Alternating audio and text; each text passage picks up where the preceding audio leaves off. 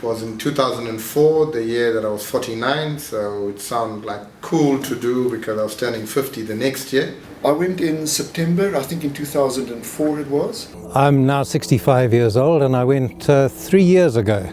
I climbed Kilimanjaro in September 2010. I was 25 years old.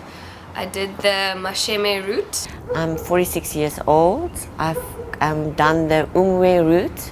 They say it's quite a tough route because it's 6 days. It's the shortest route. I'm 32 and I climbed Kilimanjaro in 1996 via the Marangu route. I went up the Machame route, which is called the whiskey route. It's one of the more difficult routes. The Coca-Cola route is a lot more easier. You sleep in huts and all that. So I went for the cold sub-zero temperature one where you sleep in tents. And I didn't make it.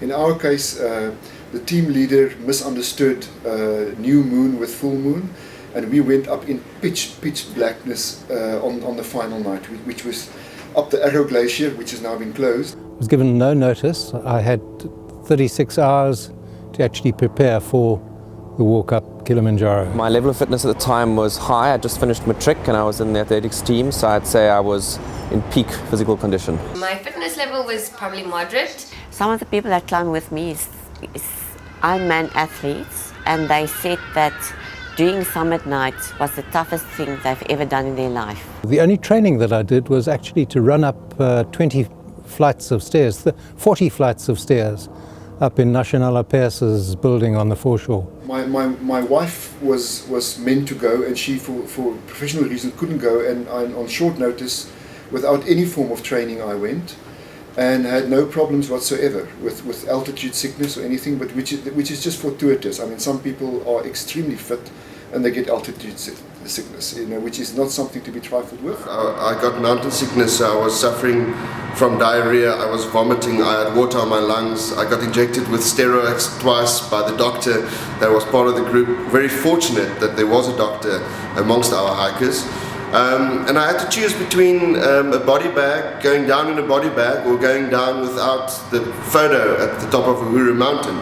They tell you pole, which means slowly, because it gives you the chance to acclimatize to the altitude. You must just put your mind to it, and you must take your iPod. The biggest tip for me was to drink a lot of water. I felt no embarrassment about taking various painkillers and drugs along with me. You're going to feel nauseous. Well, I think 9 out of 10 people are going to suffer from nausea from the altitude sickness. You're going to have headaches, and don't be a hero. Highlights, obviously reaching the summit. The guides are just absolutely fantastic. It snowed right down to about 4,000 meters, which is very low.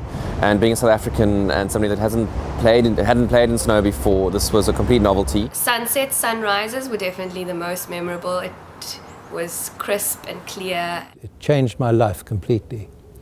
It was something that I will always remember and always treasure.